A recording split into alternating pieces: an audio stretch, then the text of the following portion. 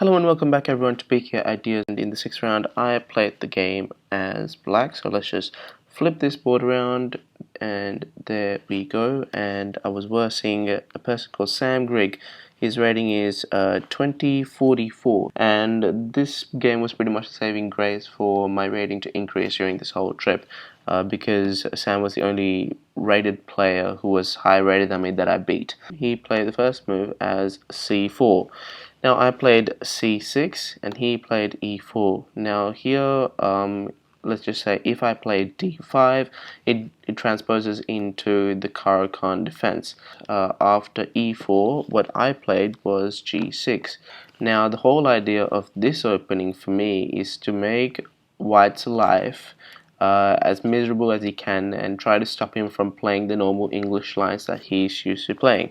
So in the English, usually they open up the bishop over here and then attack on this diagonal. But once I put this pawn on c6, that bishop is pretty much biting on granite. So after g6, he played knight to c3. And I played bishop to g7, knight to f3, d6, d4, and now I played knight to d7. Notice how in this position I held back on the move and knight to f6 straight away, simply because he has e5 straight after. So if I played something like knight f6, e5, then my knight will have to move again, and I didn't necessarily want that. In this position, if let's just say he plays something like a3, I play knight f6, and then he plays e5, I can take, and then play knight to g4. Now there's 3 attackers on this pawn, and there's only 1 defender. And usually what White kind of does is gambits the pawn and creates a horrible position for Black. But that's for another time. Now, instead of playing a3, which is just a simply stupid move, which I played just for the purpose of wasting time, he played bishop to e3. So he's developing his pieces, he's pretty much fine, but the only thing is that he doesn't have, the comfortability around the position in terms of playing an English type position. Because over here, it doesn't necessarily look like the English, it sort of looks like a more Queen's Gambit type or King's Indian type position. So after knight g to f6, he played queen to d2, castles, queenside castles, and I play queen to c7. I need to get the queen out of this rank over here. This file over here, and he pretty much starts an attack straight away. Now this game is completely riddled with attack and tactics. So basically, the main reason why I survived in this game is because I knew how many attackers there were in the position and how many defenders. So technically in a position you need to have 2 more attackers than defenders for an attack to work and follow through straight to a checkmate. So in this type of position where if you count up the attackers, he has a bishop and a knight and a queen, and I have 3 pieces, a bishop, a knight and a rook. So pretty much his attack is doomed to fail. After bishop to h6, I played e5, simply because now if I allow this move, my knight is going to move away to g4 and my bishop is going to get lost, and he's going to open up the dark squares like never before and attack on them. So I couldn't really afford that, so I played e5. The next thing he played was bishop to e2, followed by a6. Now on the king's side, everything is stopped, everything is stalling, and I need to start my own attack, which is going to be on the queen side. So my queen side attack should start off with a pawn storm straight to b5, attack the a file and the c file, and try and get some counterplay over there. Now notice in this position, an interesting move that he could have played if he was going straight for the attack is a4. Now I have this needle tactic of bishop takes, and then queen takes h6, and then I just play knight to g4. Now wherever the queen moves, let's just say over here, let's move that, and then I just play knight takes f2. Then if he plays h5, I play knight takes h1, rook takes h1, and the game is pretty much advantageous for me because he doesn't necessarily have an attack as of yet. So that all didn't happen, simply because I think he saw this a4 tactic. Now he just played queen to g5, bringing the queen into the play. Now if you count the attackers, bishop, queen, knight, defenders, knight, bishop, rook. so pretty much equivalent, which means that his attack's not gonna work. So now I played b5. The next thing that he did was d takes e5, knight takes, d takes e5. He played bishop takes first, king takes, then he played c5. So as I said, the ideas in this position are the same. The ideas are, you count how many attackers there are, 1, and you count how many defenders, 2, game is going to be fine. In terms of weaknesses, d6, b6 are weaknesses for me, and d4, f4 are weaknesses for him, simply because I can place any of my pieces on f4, d4 and make horrible position for him, and he can make horrible position for me if he allows rook d6 and either somehow he gets the knight to b6. So after 15 c5, I play h6. Now this tactic just pretty much wins a pawn. After g4, I played b5 straight away, moving away the knight. And now notice I could play g5, but I think the correct move that I played was bishop to e6. This is correct because it hits this pawn and pretty much blocks up this position over here, allowing me to, have another piece to try and defend the knight. So in this position, b3 is what he played, and I just played g5, and he played queen to g3. I took his pawn, and he played queen to e3. I played bishop to d5, and then he played c3. Now after c3, an attack is imminent.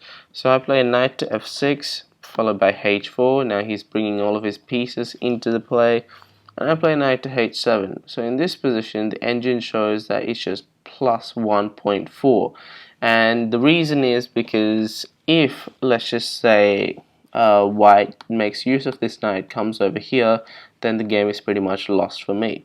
So but according to human psychology, when a person starts on something, he just wants to finish it. So what he did was he just did pawn takes pawn, knight takes pawn, and he played move number 24, rook to a5. So the whole idea is that he's going to double his rooks. Now in that short exchange which just happened there after knight takes e4, after this position it was pretty much a roller coaster for him, because 2 moves later he's increasing. Now he's got a clear advantage, exchange, and after rook to a5 he's pretty much given up on that advantage, simply because he thought he could try and attack down here with his rook and queen, but once again he's got 2 attackers and I've got 2 defenders, my knight and my rook, so the position is going to be turning out fine. So after rook to h5 I played f6 straight away. After f6, rook d to h1 was played, and then let's just zoom through this. Rook to h8, defending the pawn. He doesn't have an attack anymore. Now he plays queen to c2, try and triple, create a battery along these. Sorry, I didn't play a5, and I just played bishop to f7. After bishop to f7, he plays rook to h4, and I just play a5 because he's attacking my pawn. After a5, he plays f4. E takes f4, rook takes f4. Now he's got trouble after queen to e5, because I am going to be bringing my queen down here and causing havoc over there. And notice how his king is really bare. His knight's not doing much, and all of his pieces, the bishop, the rook, and the queen, and the other rook, are all concentrating an attack on my king. But his attack's not really going to work, because count the attackers, count the defenders. 4 attackers, 1, 2, 3, 4 defenders, meaning that the attack is doomed to fail. So after queen to e5, he plays bishop to d3, and here the computer is suggesting rook a to d8, making use of this rook. And in hindsight, I think that would have been a better move, but then I decided to play queen to a1 straight away. Next he plays bishop to b1, and I play bishop to g6. Afterwards, queen to b2, queen takes b1, queen takes b1, bishop takes b1, king takes b1. Now this ending, I am a pawn up, and I am pretty comfortable in going into the endgame like this. Now I play rook a to d8, and he plays rook h to f1, followed by rook h to f8. Now, if you notice here, I'm the person who's got the open file as the computer is pointing out. So I've got a slight advantage in this position. He plays knight to b6. I play knight to e6. Next he plays rook to g4, and I play the king to h7. Next he plays rook to e1. Now I have to play the knight back over here, so I play knight to g5. After knight to g5, he plays knight to c4, and I play rook to d5. After knight takes, rook takes, knight b7, rook b5, and he played knight to d6, rook to d5, and then he plays rook to e7 check. I play king to g6, no worries, and he plays knight to c4. Now, after h5, he plays rook to h4. Notice here that I've given my king an escape square, and he can't try any back rank mates as of yet because I have two escape squares over there. So after rook to h4, on move number 45, he gets ready for an attack. He goes like, well, I play rook to d1 check because I need to get ready for an attack. And then he plays king to c2. I double my rooks, all fine, all basic principles. Next he plays rook to f4. I play rook to g1, attacking the pawn, and he plays knight to e3, defending the pawn. After which I just play c5 because my pawn's being attacked, and then he plays rook to f2. After rook to f2, I play rook to e1. See this over here? And that's called a pin. So for him to get out of the pin, he has to find something forcing to do, otherwise he just loses material. So in this position, there were a few tactics, something like here takes knight check, but these tactics all don't work simply because of the fact that rook takes knight is possible, and every square that he can give me a check with this knight after this position is guarded by at least one of my pieces. So this square is guarded by my rook, this square by my king, this square by my pawn. So no more checks, no more tactics. So after rook to e3, he didn't play the losing tactic. After rook to e1, he just played g3.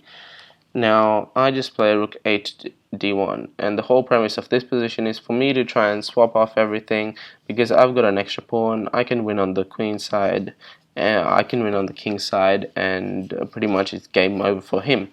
So he can't necessarily afford to do knight takes rook, but instead he plays he just plays rook to f4. I'm not sure about this rook to f4 move, to be brutally honest. Simply because it doesn't necessarily do anything. In this position, the computer suggests playing knight to f5, planning some kind of checkmate, but then I always have rook to c1 check, rook to d2, king to d2, rook e to d1 check, king e2, and then something like rook c2 check. After which, king takes d1, rook takes, and this knight's being attacked, and so he pretty much has nothing in this position that is feasible. So knight check, king h6, now he's going to play king e1, and my rook can't necessarily move away from this line, so I play knight h3 and game goes on. So that's why he didn't play that, because he didn't see an outcome over there, and as an attacking player, Sam really liked to attack straight away and not exchange off any pieces.